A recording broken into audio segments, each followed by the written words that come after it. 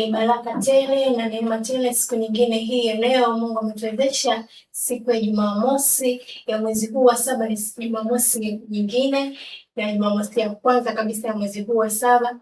Nikukaribishe mpenzi mtazamaji wetu wa kipindi chetu cha The Morning Agenda, na leo tumetembelea makao makuu ya Dayosisi ya Pwani na tumepata baraka ya kukutana na mmoja ya viongozi wakubwa kutokea Dayosisi ya Pwani ambaye ni katibu, na tupate mapumziko kidogo kisha tutarejea.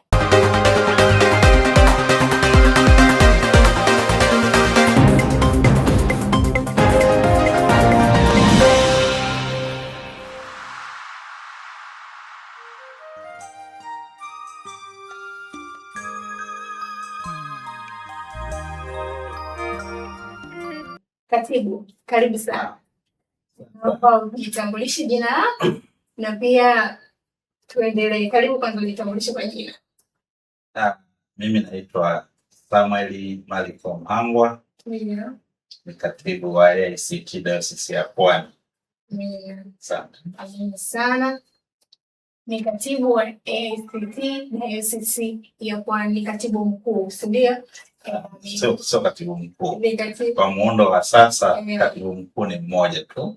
Wengine tunaokuwa ni makatibu wa dayosisi tunaitwa katibu wa dayosisi. Katibu wa dayosisi. Amina, asante sana. Mimi na watazamaji wangu tunataka kujua mambo baadhi au kadha wa kadha kuhusu dayosisi hii ya Pwani. Ni utuelezee kwa kifupi majukumu ambayo katibu wa dayosisi huwa anafanya akiwa ndani ya dayosisi hiyo.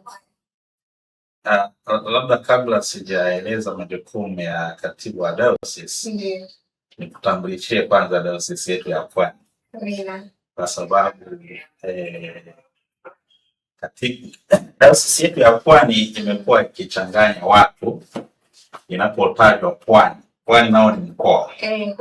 Kwa hiyo dayosisi ya Pwani ni mikoa ambayo iko kwenye ukanda huu wa Pwani. Kwa maana ya kwamba dayosisi ya Pwani ina mikoa 6. Kwa maana ya mkoa wa Tanga ni dayosisi ya Pwani. Mkoa wa Morogoro ni dayosisi ya Pwani. Mkoa wa Pwani wenyewe, mkoa wa Dar es Salaam, mkoa wa Lindi, mkoa wa Mtwara, lakini pia na wilaya moja ya Tunduru katika mkoa wa Ruvuma. Na neema nyingine tulionayo sisi wa dayosisi ya Pwani ni kwamba ile upande mwingine wa Tanzania visiwani tuko na kanisa pia huko. Kwa hiyo ni sehemu ya kule Zanzibar. Kwa hiyo ni sehemu ya dayosisi ya Pwani. Kwa hiyo dayosisi yetu ni kubwa kijiografia, lakini na mikoa hiyo mingi. Hatufikii dayosisi ya kati, lakini na sisi tuko na mikoa ya kutosha. Na baada ya kusema hayo, sasa niseme majukumu ya katibu wa dayosisi. Katibu wa dayosisi kwa mujibu wa katiba ibara ya 76 yapo majukumu pale yametajwa ya katibu wa dayosisi. Yapo majukumu 15 yaliyopo kwenye katiba. Lakini jukumu kubwa zaidi ambalo linaweza likabeba pamoja na hayo mengine, katibu wa dayosisi ndio mtendaji mkuu na afisa mwajibikaji wa dayosisi chini ya askofu wa dayosisi. Kwa hiyo ni katibu wa baraza la synod, lakini baraza la utendaji la synod ya dayosisi, yeye ndio katibu. Lakini ndio msimamizi wa maazimio ya kanisa ya AICT, akiwajibika kwa katibu mkuu, lakini pia na askofu wa dayosisi. Na hivyo maazimio yote ya kanisa kwa ngazi hizo nilizotaja, maazimio ya synod ya dayosisi, maazimio ya baraza la utendaji la dayosisi na yale yanayotoka makao makuu, yeye ndio anakuwa anayasimamia. Kwa hiyo anawajibika kusimamia utekelezaji wake. Lakini katibu wa dayosisi pia ana jukumu la kusimamia uajiri na ajira za watumishi ambao wanaangukia kwenye mamlaka za dayosisi. Na hivyo ndio mwenye mamlaka ya kuchukua hatua za kiutawala kwa watumishi hao. Na mambo mengine hayo 15 niliyotaja, kwa hiyo yako hapo, ni sehemu machache. Kiongozi kumwacha sasa mwenyewe ni kama ni kiongozi wa kila kitu kuhusu dayosisi. kama majukumu yote hayo, mpaka ana uwezo pia wa kutoa ajira kwa vijana au watu ambao wanaamkia katika hizi sekta ilioongelea, ni sehemu kubwa sana ambapo katibu sawa. Asante sana kwa hayo, lakini pia naamini katika hayo yote kuna mafanikio ambayo katibu huwa unapata au unapata kwa ujumla. Ni kama mafanikio gani? Mafanikio sasa yanapimwa kwa kipindi. Kwa hiyo labda niseme kipindi cha miaka mitatu labda. Kwa sababu dayosisi yetu ya Pwani ilikuwa sehemu ya dayosisi, ilikuwa na dayosisi mbili zamani. Dayosisi ya Pwani ndio imezaa dayosisi ya Kati. Kwa labda niseme mafanikio, kwanza tulipoanza kujitegemea kwa dayosisi ya Pwani isiyokuwa na dayosisi ya Kati, kwa sababu dayosisi ya Kati ilitoka Pwani, na wakati tunagawana wanakwenda Kati na sisi tunabaki Pwani, tuna mafanikio mengi ya kiroho, lakini pia na ya kijamii na maendeleo mengine. Wakati dayosisi tunaanza mwaka wa 2023 kwa mfano, tulikuwa na makanisa 98 local church, kwa maana ya makanisa ya mtaa. Sasa unaweza ukashangaa kwa jiografia yote kubwa ile makanisa machache. Ni makanisa machache kwa sababu ni dayosisi yetu ni ya kimisionari. Kwa hiyo tumeingia kwenye makabila tofauti tofauti, tamaduni tofauti tofauti, dini tofauti tofauti, hasa za asili. Kwa hiyo sisi kanisa la African Church Tanzania AICT ni kama limetafsirika kama kanisa jipya bila kujali umri wake wa miaka hiyo zaidi ya 100. Tuna miaka 114 sasa. Kwa hiyo sisi tumekuwa na makanisa machache kwa sababu hiyo. Kwa hiyo 93 tulikuwa na makanisa 2023 tulikuwa na makanisa 98 ya mtaa. Lakini sasa tuna makanisa 135. Yote yanaunganika ndani ya dayosisi. Kwa hiyo unaweza kuona hiyo ni mafanikio makubwa ambayo tumeyapata kutoka 98 kwenda 135. Lakini pia kulikuwa na maeneo tulikuwa tujafika kabisa. Kuna wilaya tulikuwa tujafika kabisa. Hata huko Zanzibar hatukuwa na kanisa. Lakini sasa tuna kanisa Zanzibar, ipo kule Unguja, kusini Unguja, maeneo ya Dunga. Lakini pia tumefika kusini hii, tuna kanisa sasa Newala, tuna kanisa Chingwea, tuna kanisa Nyamba, tuna kanisa Mangaka. Tuna makanisa mengi ambayo tumeyapanda ambayo hayakuwepo wakati. Kwa hiyo hayo ni mafanikio makubwa. Lakini pia kwenye ustawi wa watumishi tumeongezeka pia. Wakati huo tunakuwa Pwani pekee tulikuwa na wachungaji 41 na sasa tuna wachungaji 58. Kwa unaweza ukaona huduma inavyoongezeka, lakini na watumishi wanaongezeka. Lakini tumestawi, tunaendelea kukomaa, tunaendelea kuwa na uchumi mzuri ukilinganisha na hapo awali. Tunaendelea kukua na sisi tunakuwa kwa kweli. Mungu ni mwema. Yapo mengi ambayo tumefanikiwa, lakini wakutaja machache nadhani hayo ni ya muhimu sana. Ndio. Asante sana kwa maelezo haya. Lakini pia dayosisi kama dayosisi kwa vitu vyote hivyo katika kuimarisha huduma za kiroho, si ndio? Kuimarisha huduma za kiroho, kijamii, pia na katika kufanya watu kuamini ndani ya nini? Ndani ya Mungu. Sababu Mungu pia anaonekana ndani ya vitu kama hivyo, sababu kama ulivyoongea kwamba kuna viongozi wamezidi kuongezeka kutoka namba fulani mpaka namba fulani, makanisa yamezidi kuongezeka. Je, ni mikakati gani ambayo mnawekea katika kuimarisha huduma hizo za kiroho? Mikakati ambayo mnaweka katika kuimarisha huduma hizo za kiroho na kijamii, au watu kuaminisha kwamba namna fulani au vitu fulani vinafanya neema ya Mungu izidi kutuinua katika sekta zetu kama hizi? Ni kushukuru sana na watazamaji ni washukuru sana kwa kutusikiliza. Kanisa letu la Africa Inland Church Tanzania muundo wake linaundwa katika ile makao makuu. Kwa hiyo kanisa lina mpango mkakati wa miaka 5 ambao unakwenda mpaka mwaka 2030. Na katika mpango huo jukumu la kuimarika kiroho ni sehemu ya lengo la mkakati wetu wa 2030. Na sisi umeuliza tunafanyaje? Sisi ni mambo machache tu, ni kulisha roho na kuhudumia mwili. Kwa hiyo roho za watu zinarudishwa neno la Mungu ili neno likae kwa wingi, waweze kumtumikia, wastawi, wakomae. Lakini pia tunahudumia mwili kwa maana ya sekta za afya, sekta za elimu, sekta za mambo mengine ya kijamii. Kwa mfano, sisi tuna shule, lakini pia tunafanya mambo ya maendeleo ya kijamii. Kuna baadhi ya maeneo tunafanya miradi ya namna hiyo. Kwa hiyo sisi ukisema mkakati wetu, tunajikita tu hapo. Roho za watu zihudumiwe, zilishwe neno la Mungu, lakini pia na watu wahudumiwe katika mwili. Kwa hiyo wachungaji wetu, viongozi, wainjilisti, wazee wa kanisa, wote tunafanya kila liwezekanalo kuwajengea uwezo ili waweze kuhudumia hawa watu na kuimarisha Wakristo wetu kiroho.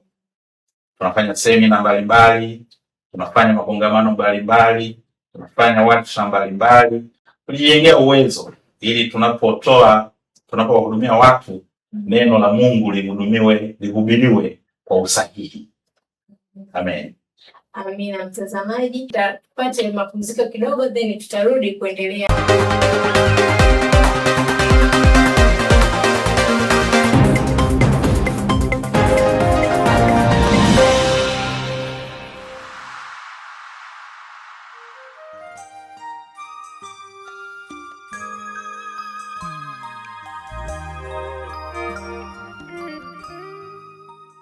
Na mpenzi mtazamaji, karibu tena katika station yetu ya pili. Hapa ni mimi mtangazaji wako Catherine, nipo bado na kiongozi wetu wa Dayosisi ya Pwani, Katibu Samuel Marco, tukiendelea na maswali au uchambuzi kadha kujua ndani zaidi kuhusu Dayosisi ya Pwani. Katibu, karibu tena. Asante sana. Umenielezea mara kwanza katika station ya kwanza kwamba kuna mafanikio mengi ambayo umeyapata kutokana na kwamba kuongezeka kwa wachungaji kama ni mafanikio makubwa sana katika upande wenu wa Dayosisi ya Pwani kama viongozi, na pia umenielezea namna gani ambavyo mnatoa neno la kiroho kwa jamii kwa ujumla, sindio? Lakini na imani katika kila kitu kuna changamoto, ila mlizipitia au mnazipitia katika kufanikisha mambo kama haya. Naomba utuelezee ni changamoto gani ambazo mnazipitia au mlizipitia katika Dayosisi hii ya Pwani. Nikushukuru sana Catherine. Na watazamaji wetu, ni kweli Dayosisi yetu kama nilivyoisema ni Dayosisi ya kimisionari na kwa kanisa letu ni Dayosisi ya kimkakati. Kwa hiyo kama taasisi inayokuwa na sisi tunakuwa, lazima tuwe na changamoto. Changamoto ya kwanza ambayo kwa kweli imekuwa ni kubwa ni swala la umbali, jiografia. Jiografia ya Dayosisi yetu ni kubwa. Kutoka makao makuu hapa tulipo, kwa mfano Dar es Salaam, kuna baadhi ya pastoreti uifikie ni zaidi ya kilomita 800. Kwa hiyo kama vile unatoka hapo unaanza kuelekea Mwanza, umefika zaidi ya Singida huko. Kwa hiyo unakuwa umefikia pastoreti yetu moja. Kwa hiyo ni changamoto ambayo tunayo. Kwa hiyo unakuta baba askofu ili aweze kutembelea Dayosisi hii ni safari, ni ziara kabisa. Lakini pia tunashukuru kwa baada ya changamoto hizi kuziona, Wakristo wana AICT Dayosisi ya Pwani waliona kwamba tunahangaika na usafiri, wakatuwezesha tukapata gari nzuri kwa ajili ya kazi hiyo. Lakini tulikuwa na changamoto ya nyumba pia, askofu wa Kristo wakatuwezesha na marafiki zao tukakamilisha. Na sasa toka tumekuwa diocese tumekuwa na changamoto pia ya ofisi. Unaweza ukaona mahali tulipo panaendelea na ujenzi, na nyuma yetu hapo unaweza ukaona kuna taswira ya jengo ambalo litakuwa unaloona linajengwa hapo.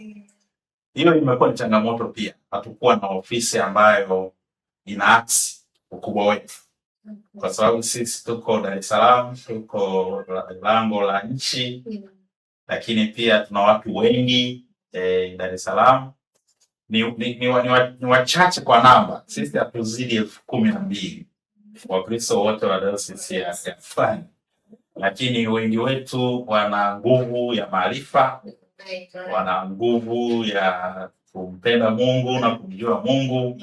Kwa hiyo ofisi yetu ilikuwa haiaksi walivyo. Kwa hiyo changamoto hiyo tulimekuwa nayo na tumeikabili kwa kwanza ujenzi sasa. Ndio maana unaona hapa tunajenga jengo la ghorofa 5 ambalo likikamilika litakuwa na ofisi za diocese, lakini pia litakuwa na vyumba vya kulala, litakuwa na kumbi ndogo ndogo kwa ajili ya shughuli mbalimbali. Kwa hiyo changamoto nadhani na yenyewe tutaondokana nayo. Lakini changamoto nyingine tulionayo sisi ni imani. Eneo kubwa tunalo la kimamlaka ya diocese lina watu ambao wana imani za asili nyingi, lakini pia imani tofauti na ya kwetu. Kwa mfano, wengi, asilimia kubwa sio Wakristo, na kwa kuwa sio Wakristo sasa inakuwa ni changamoto kweli kuwafikia. Na ndio maana nimesema hapo awali kwamba tunajitahidi kujengeana uwezo ili kuwa na nyenzo za kukabiliana na hali tulionayo. Lakini Mungu ni mwema, tunawafikia na tunaendelea kuwahudumia. Changamoto zingine ni za kawaida tu ambazo jamii zinakuwa. Lakini hizo nilizotaja ni kubwa na sisi tumezikabili.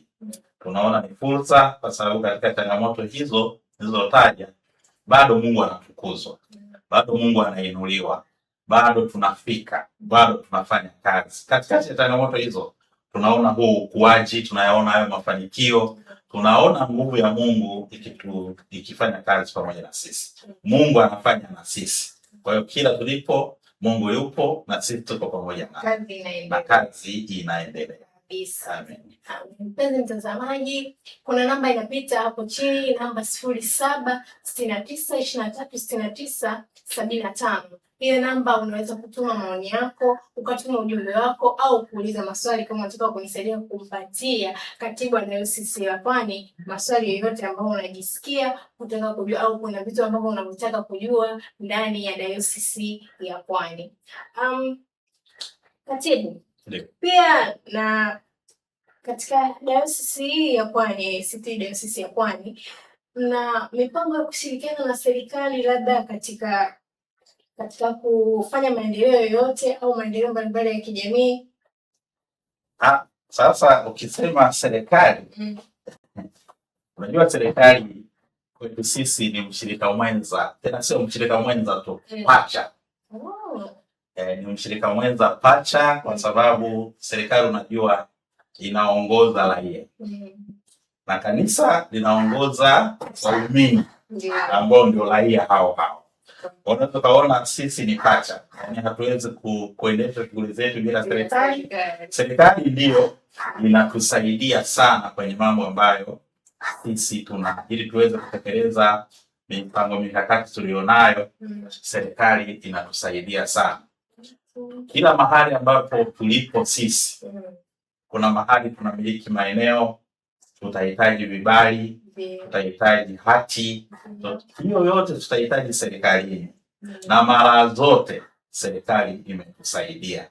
Kwa hiyo kwetu huyo ni mshirika mwenza mzuri, na sisi mkakati wetu tulionao ni kuwa washirika wenza waaminifu wa serikali, wa kuunga mkono juhudi za serikali kwenye sekta zote au sera zote za maendeleo. Kwa maana unaona tunaunga mkono kwenye elimu, tunaunga mkono kwenye afya, tunaunga mkono kwenye mambo ya jamii na maendeleo ya jamii. Kwa hiyo sisi ni wadau, lakini wadau wenza na serikali. Sawa. Ndio. Kuachana na serikali, pia kuna wadau ambao tofauti ni kwamba sio wa AICT na pia sio watu wa serikalini ambao wanasaidia kufanya maendeleo katika taasisi hii bwana. Ndio. Kwa namba ambayo nimeitaja au kwa idadi ya Wakristo ambao nimesema ni wachache kuweza kufanya maendeleo haya makubwa tunayoweza kuyafanya, tunayoweza kuyashuhudia. Ndio. Unajua niseme tu na watazamaji nisikie kwamba sisi Dayosisi ya Pwani tuna bahati moja, na sisi kama viongozi tunamshukuru sana Mungu kufanya kazi na Wakristo wazuri namna hii. Sisi watu wa Pwani, watu wetu ni wazuri sana, ni wanashirikiana na sisi sana.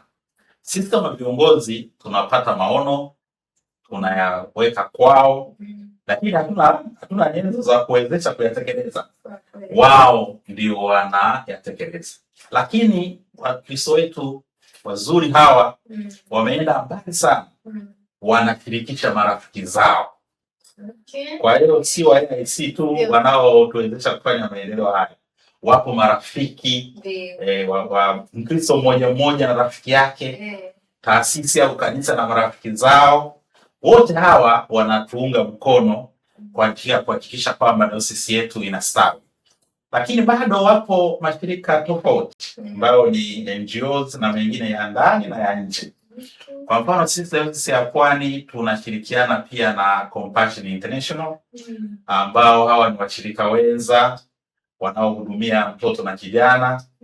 Kwa hiyo tuna vituo kama 3 kwenye dayosisi yetu, na mwaka huu tu kule Msomera Handeni mvua ziliponyesha, kuna nyumba zilianguka tukapoteza makazi ya watu, na sisi kanisa kwa kushirikiana na Compassion International tuliweza kujenga nyumba 4 kwa ajili ya waathirika hao, lakini pia na 2 tukaweza kuzifanyia ukarabati. Lakini pia tuna washirika wenza wengine AIM ambao tunafanya nao mambo ya injili, na walijenga kituo kizuri sana kwa pale Morogoro Sangasanga.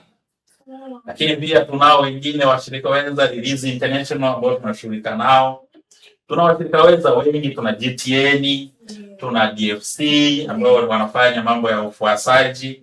GTN wametufundishia Wakristo wetu ambao ni walei, wainjilisti walei na wazee wa kanisa habari ya kulijua neno la Mungu na kuifanya kazi ya Mungu kwa ustadi. Tunao washirika wenza wengi kwa kweli ambao wanaungana na sisi pamoja na serikali kutusaidia kutekeleza mipango ambayo tunakuwa nayo. Tuna mshirika mwenza mwingine anaitwa Hope Story. Hope Story yeye ametusaidia kutujengea shule, anashirikiana na sisi katika sekta ya elimu, na tuna shule nzuri tu inafanya vizuri kule Tanga ambayo tumeshirikiana naye pia. Kwa hiyo kwa kiukweli ni washukuru sana wa AIC wenzangu na wasiokuwa wa AIC ambao tunashirikiana nao katika kuhakikisha tunaujenga mwili wa Kristo, tunaujenga ufalme wa Mungu, tunapata kustawi, tunapata kuwafikia wengi na kuwaleta kwa Yesu. Mungu awabariki sana mnaonitazama, na endeleeni kushirikiana na sisi, na bado mlango upo. Ukiwiwa kushirikiana na sisi, tunakukaribisha sana. Karibu sana. Usijali ukubwa wako, hivyo ulivyo. Dayosisi ya Pwani tunakukaribisha uje kushirikiana na sisi. Amina sana. Ukifanya kazi ya Mungu kuna baraka zinakuwa zinaongezeka kila siku. Tunapata kama hivyo, kupata wadau au washiriki ambao mnashirikiana nao katika kujenga kazi ya Bwana ambao ni tofauti na AIC na watu ambao sio kabisa wengine kwa kanisa hilo, lakini Mungu anafanya neema, tunaweza kukutana nao na pia tunapata neema pia. Sorry kabisa, hapa kuna message imeingia kutoka kwa mchungaji Kiumbi kutokea Mwanza anasema pongezi sana, nimempongeza katibu mkuu wa Dayosisi ya Pwani kwanza kwa kazi nzuri zinazofanya katika dayosisi pia.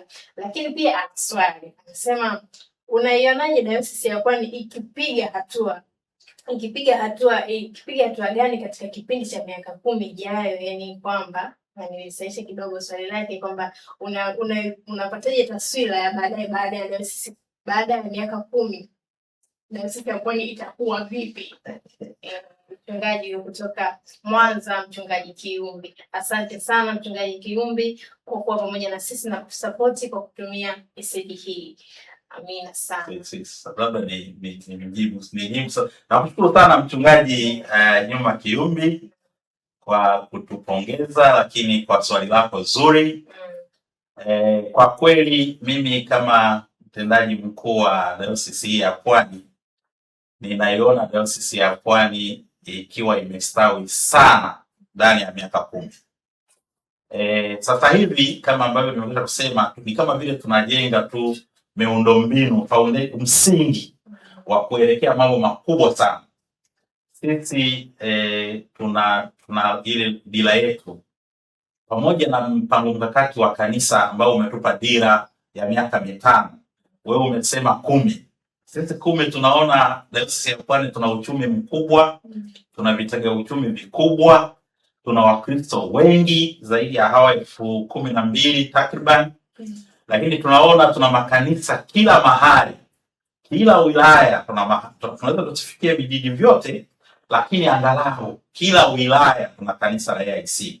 Tunaposema lengo namba 1 la kanisa la kuenea, kustawi na kukomaa, sisi tunaona ndani ya miaka 10 tutakuwa na makanisa kila wilaya iliyoko ndani ya Dayosisi ya Pwani. Na saa nyingine tutakwenda kila tarafa ndani ya miaka 10. Mungu tusaidie, na tunawaomba msiache kutuombea. Kazi hii ni ya Mungu na Mungu anajitetea mwenyewe. Sisi wajibu wetu ni kumwomba tu. Tunapofanya tunamwomba Mungu, anatupa akili, anatupa maarifa, anatupa hekima, anatupa rasilimali, tunafanya na njia ya kupita, anatuongoza. Asante sana kwa swali lako Mchungaji Kiumbi. Asante sana Mchungaji Kiumbi kutokea pale Mwanza.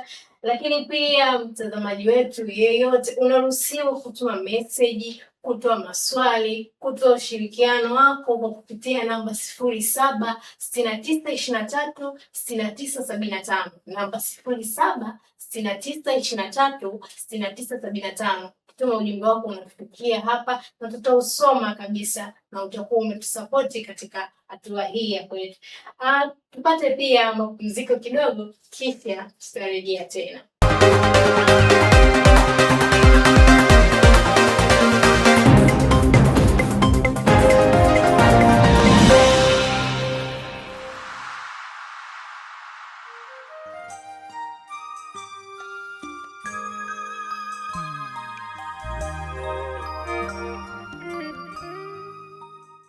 Karibu tena kwa wakati mwingine wa sesheni hii ya 3, ambapo bado tupo na katibu wetu wa dayosisi hii ya Pwani Samuel Marco, na mimi ni mtangazaji wako Catherine Joseph. Namba yetu ni ile ile 0769236975 ili kuweza kutupatia maoni yako au mtazamo wako kuhusu kutaka kuelewa au kutaka kujua nini kinachoendelea ndani ya dayosisi hii ya Pwani. Ni wakati wako sasa kuweza kutuma swali au maoni yako yote kama unataka kuelewa zaidi, kwa sababu tupo na kiongozi mkubwa kutokea dayosisi hii ya Pwani.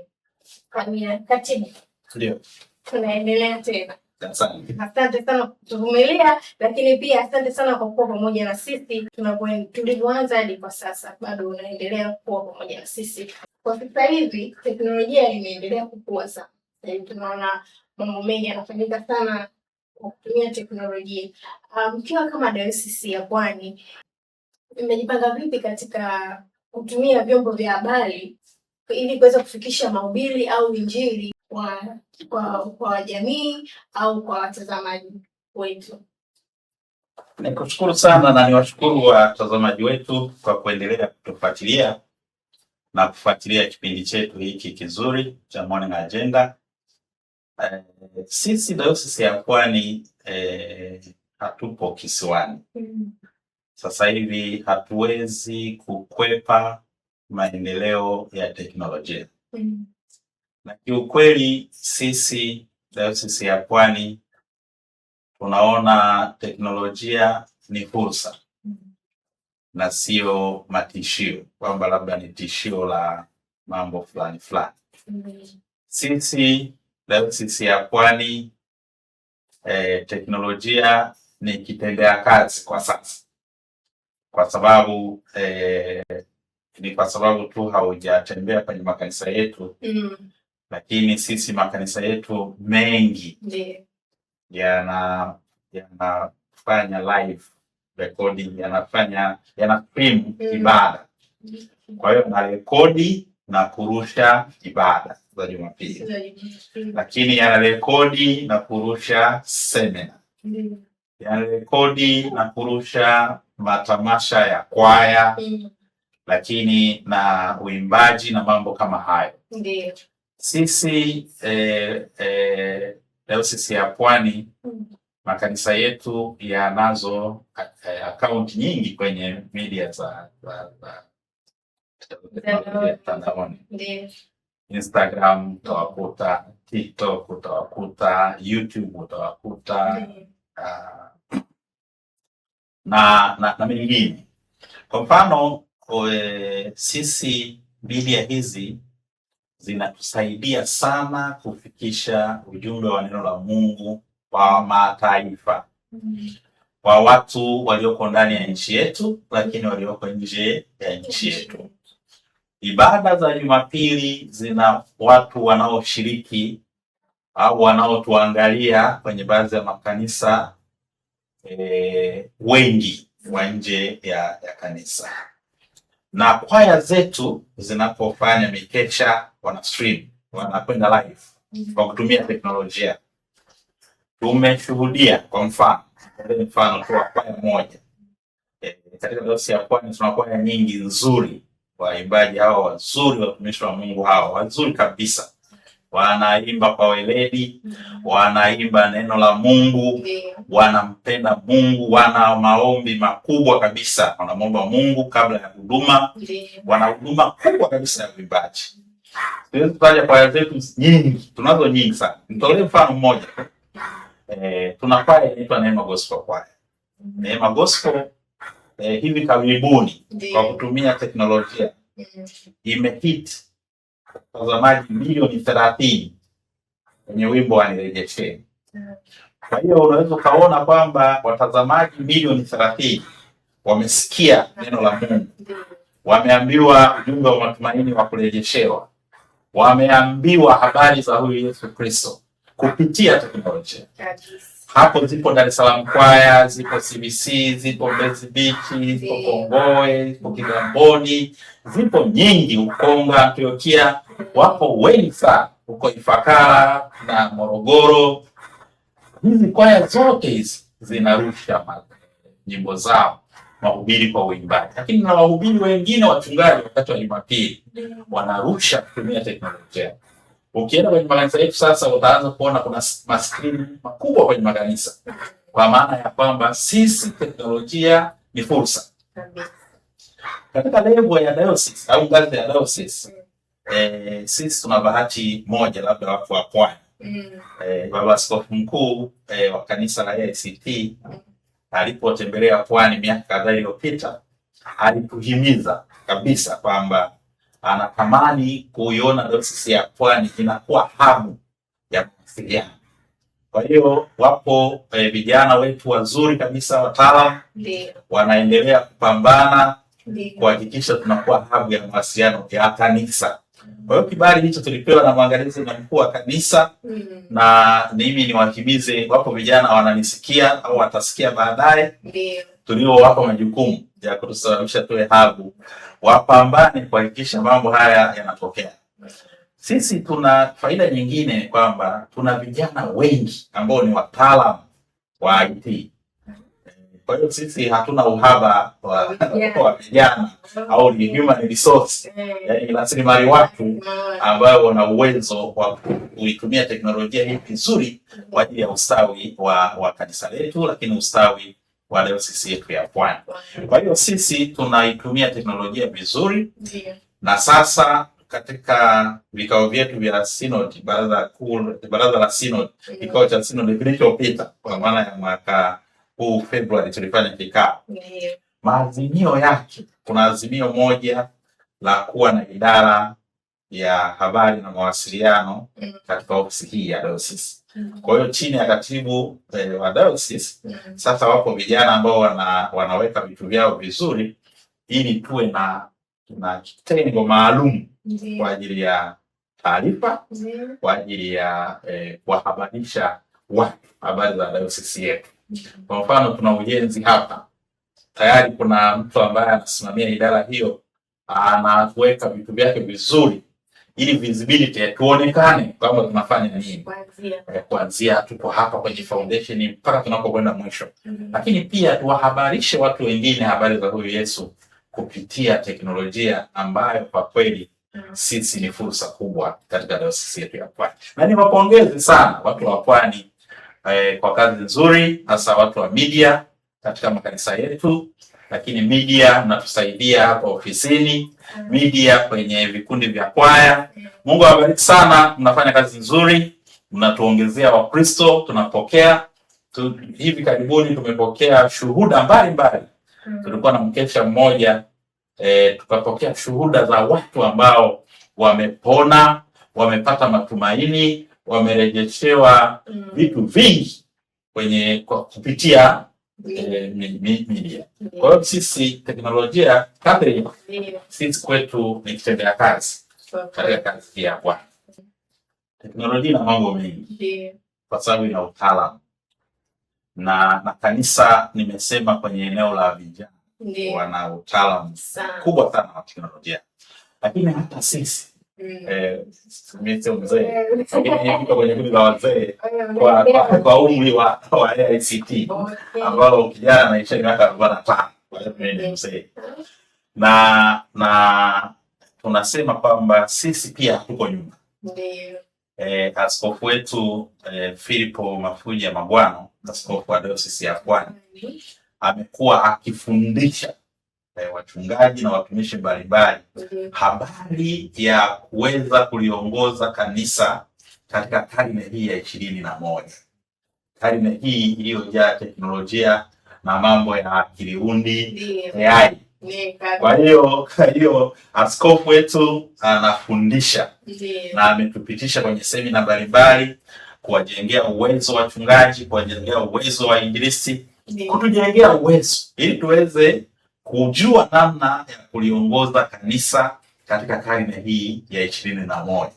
Kwa sababu tusipojiandaa pia tutajikuta hatuwezi kuwahudumia vizuri, watakuwa wanatuacha mbele. Sasa na sisi hatuwezi kukubali kuachwa kama viongozi.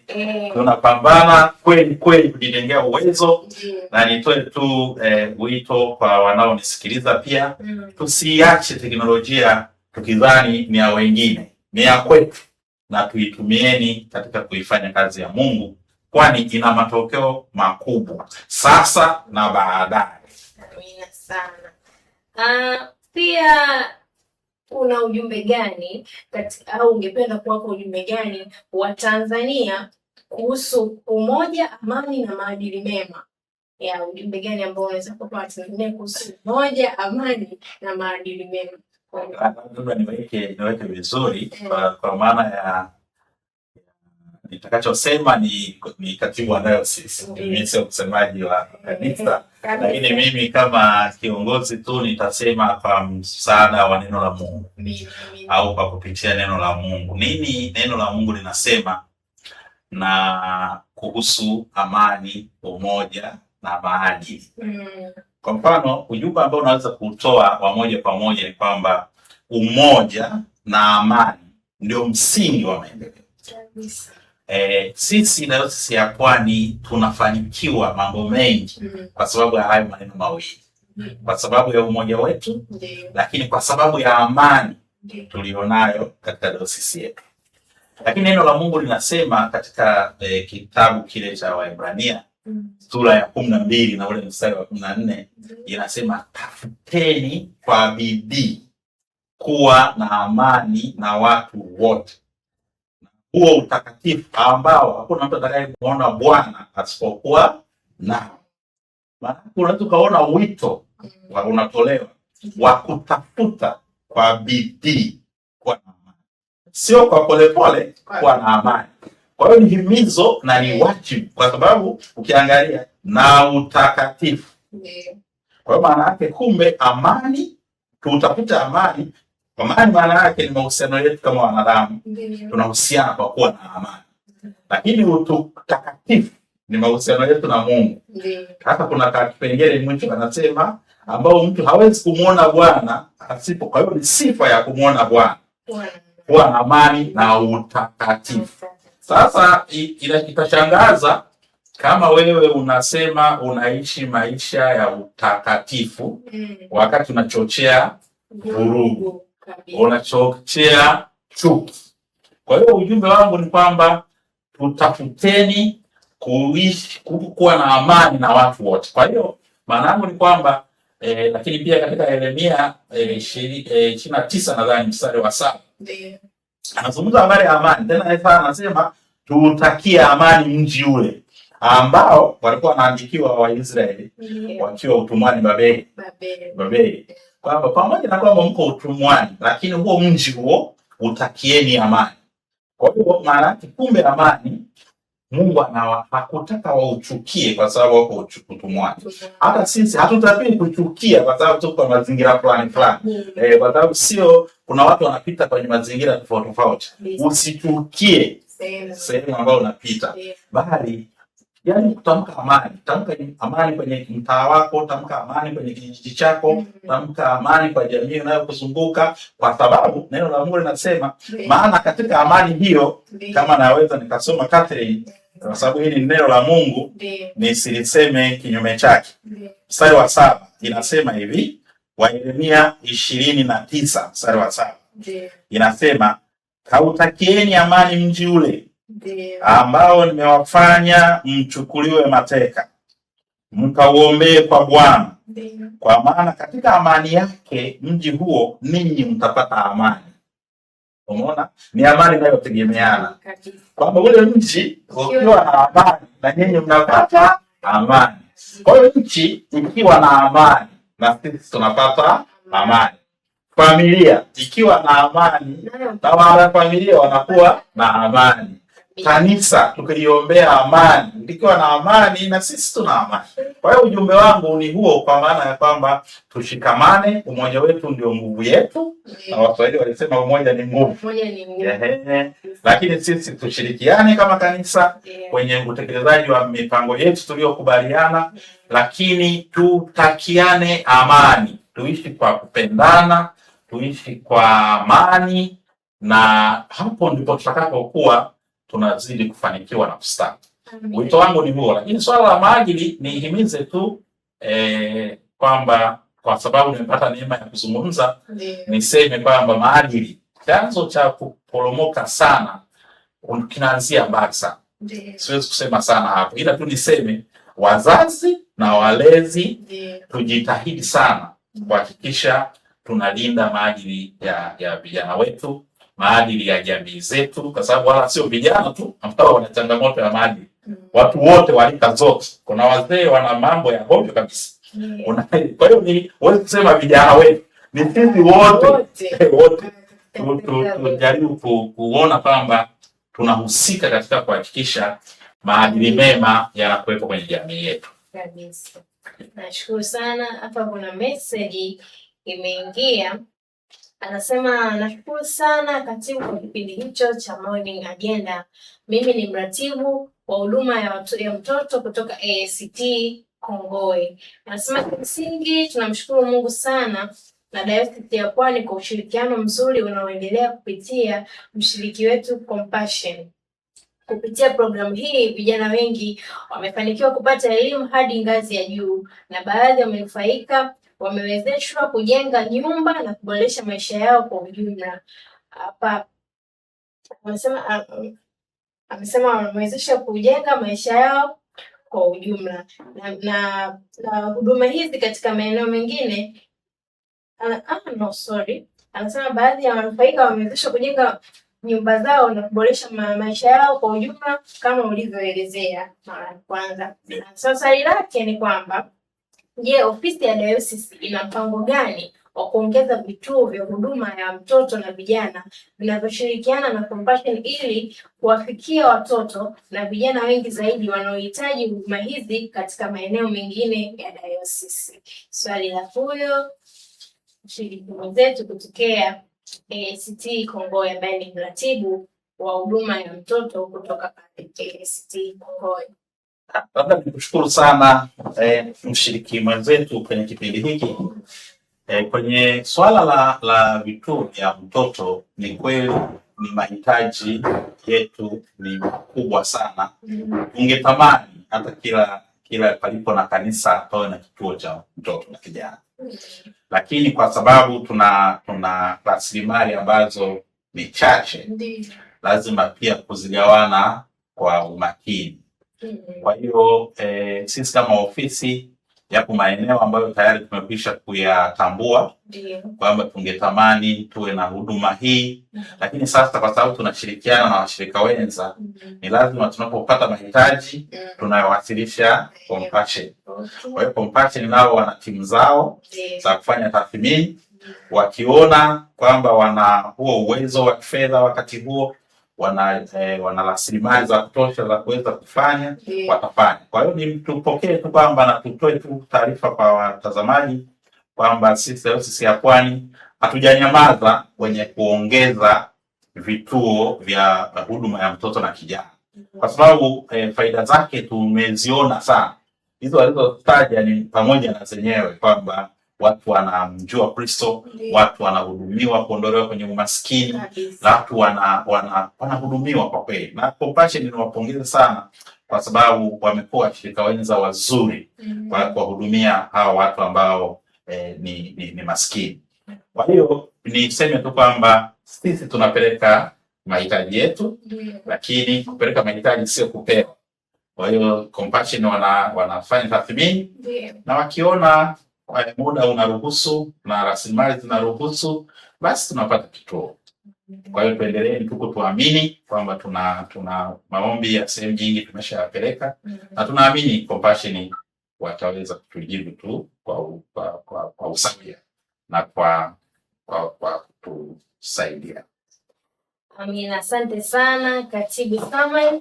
Natumaini mratibu kutokea pale ACT Kongowe umepata majibu yako sahihi ya swali lako ambalo lililenga moja kwa moja kumfikia katibu wetu wa Dayosisi ya Pwani. Na tupate tena mapumziko mafupi, kisha tutarejea katika sesheni yetu ya mwisho na kuaga pia. Asante.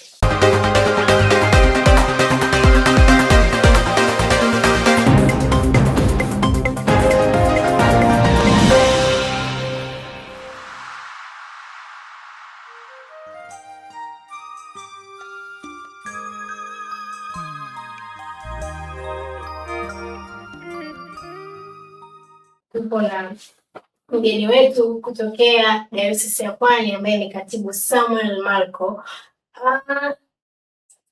Kwa kuendelea pia hapa kuna maswali kidogo Katibu, ambayo yamekulenga sana wewe. Wana meseji zimeingia hapa, washiriki au watazamaji wetu ambao wako pamoja na sisi wametuma maswali ambayo yamekulenga moja kwa moja tuweze kuuliza wewe. Huyu ni anasema anaitwa Declan Leonard kutokea Kigoma. Anasema kwamba kama Dayosisi mmejiandaje kuhusu uzinduzi wa TV yetu tarehe 22 Agosti 2026 huko Mwanza? Huyu ni Declan Leonard kutokea Kigoma. Na pia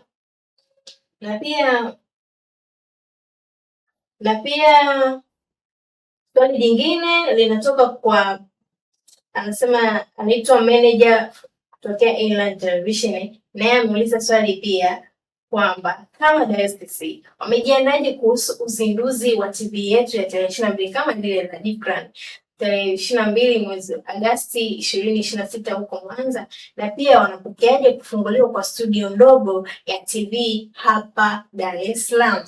Maswali hayo wamesema tu yaende moja kwa moja kwako katibu. Kwanza ni washukuru sana na tunatiwa moyo tunapopata maswali kutokea Kigoma na maeneo mbalimbali ya kwamba mnatufuatilia. Na kwa kweli labda niseme tu kwamba nimekwisha kusema hapo awali ya kwamba sisi ni wadau wa teknolojia. Na nikasema sisi tuna utajiri wa rasilimali watu ambao wanampenda Mungu lakini pia wanapenda maendeleo ya kanisa. Kwa uzinduzi wa tarehe 22 mwezi wa 8, tuseme tu kwamba wanaoratibu au ile kamati ya maandalizi, pokeeni tu kwamba uhakika wa ushiriki wetu. Sisi mnafahamu huwa tuna jambo dogo. Sisi kila jambo ni kubwa, kwa sababu mwisho wa siku sisi tunaamini katika kumtukuza Mungu, lakini tunaamini katika kugusa maisha ya watu. Hayo mambo mawili. Kwa hiyo sisi tunapozindua Inland TV, sisi tunaamini tutashiriki kwa hali na mali, lakini pia tunaamini ya kwamba ushiriki wetu utaongeza asilimia fulani ya ufanisi kuelekea kumtukuza Mungu kupitia TV na kugusa maisha ya watu kupitia Inland TV. Kwa hiyo sisi tutakuwepo na tutashiriki kikamilifu. Na ikiwezekana, kwa sababu swali limeulizwa pia na meneja, basi meneja usisite na mimi kuniweka kuwa miongoni mwa wanakamati wa kamati ya maandalizi, lakini na watu wengi walioko Pwani. Lakini Dikran huko Kigoma, basi na wewe ushirikiane na sisi kwenye uzinduzi huo tarehe 22. Amen. Lakini hili la kuwa na studio ndogo Dar es Salaam, ili kwa kweli sisi lilikuwa limechelewa. Sisi lilikuwa limechelewa na tunawakaribisha sana kwa sababu watu wa Dar es Salaam wa Pwani, dayosisi ya Pwani, tunafahamu kwamba Inland TV imekwisha kuanza na tumeizungumza kwenye makongamano mengi, tumeitambulisha.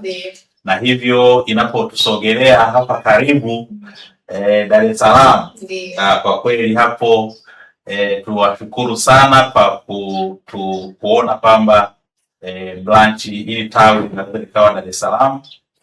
Na hapa niwashukuru tu sana viongozi wangu wa kanisa, askofu, katibu mkuu, lakini na maaskofu wote.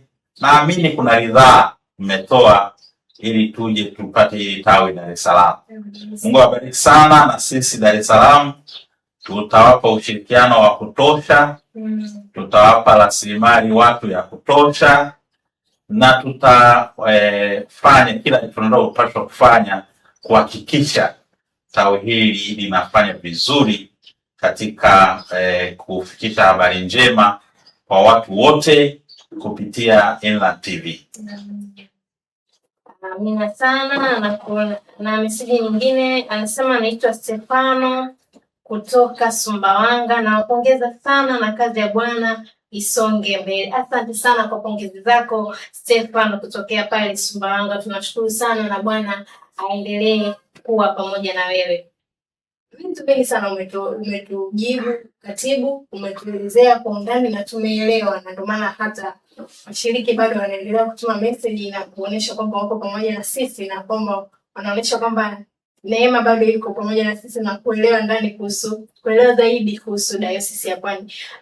Kukumalizia, ni maono gani ambayo dayosisi ya Pwani kwa miaka ijayo na jamii inaweza kushiriki vipi kuyafanikisha? Yaani ina maono gani na jamii inaweza kushiriki vipi kuyafanikisha maono hayo? Labda Catherine niseme, nimekwisha kusema mwanzo kwamba AICT dayosisi ya Pwani huitenganishi na AICT. kwa ujumla wake.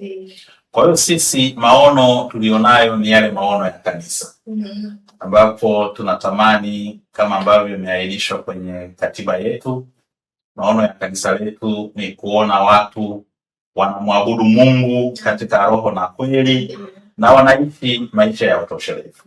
Kwa hiyo hatuna maono mengine zaidi ya hayo ambayo ni maono ya kanisa. Kwa hiyo sisi ni sehemu ya hiyo jamii uliosema kwamba jamii inashiriki vipi kuyafanikisha. Sisi ni sehemu ya hiyo jamii, kwamba sisi ndio tuna kazi ya kufanikisha hayo maono ya kanisa, kwamba kanisa liendelee kuona watu wanamwabudu Mungu katika roho na kweli, lakini kanisa liendelee kuona watu wakiishi katika utoshelevu.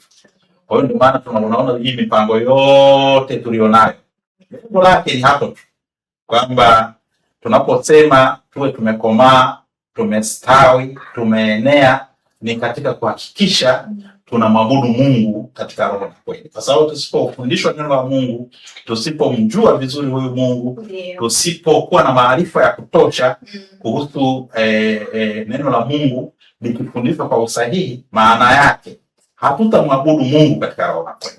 Kwa hiyo sisi kama sehemu ya jamii na jamii yote tunatakiwa tuhakikishe tunajifunza kila itwapo leo habari ya kumjua Mungu zaidi, habari ya kulijua neno la Mungu zaidi, habari ya kumwomba Mungu zaidi, ili tuhakikishe tunaishi tunamwabudu yeye katika roho na kweli. Lakini sasa ili tuweze kuishi maisha ya utoshelevu, ndio maana unaona kuna mambo sasa ya afya, ya kuhudumia huo mwili, na mambo hayo ya afya, uchumi, mambo ya elimu na vitu kama hivyo, ili tuweze kustawi na kuwa na utoshelevu katika maisha yetu. Kwa hiyo maono ni hayo tu, ni hayo maono ya kanisa, na ndio maono yetu ya Dayosisi ya Pwani. Amina sana. Nashukuru sana washiriki wenzetu wa kipindi hichi cha The Morning Agenda. Bado watu wanaendelea kutuma message hapa. Anasema haleluya, watumishi wa Mungu, naitwa Joshua Lushinge kutokea Manyoni. Nawapongeza sana Inland TV kwa huduma nzuri, na najua ni mwanzo, lakini huduma zinapanuka zaidi ikiongezeka hiyo studio Dar es Salaam. Tunashukuru sana Joshua Lushinge, na pongezi zote ziende kwa viongozi wa Dayosisi ya Pwani kwa kufanya mambo makubwa zaidi na zaidi. Amina. Na pia nakushukuru sana katibu wetu Samuel Marco kwa kuwa pamoja na sisi, kwa kushiriki pamoja na sisi. Umetuwezesha kuweza kujua mambo mengi kuhusu Dayosisi ya Pwani tu. Binafsi yangu nimeweza kujua vitu vingi kuhusu Dayosisi ya Pwani, na tunaendelea kuona maendeleo na vitu kama hivyo, na wengine wana shauku ya kuona TV inaenda kuzinduliwa Mwanza tarehe 22. Watu bado wanasubiria iko kitu na wanaamnacho sana.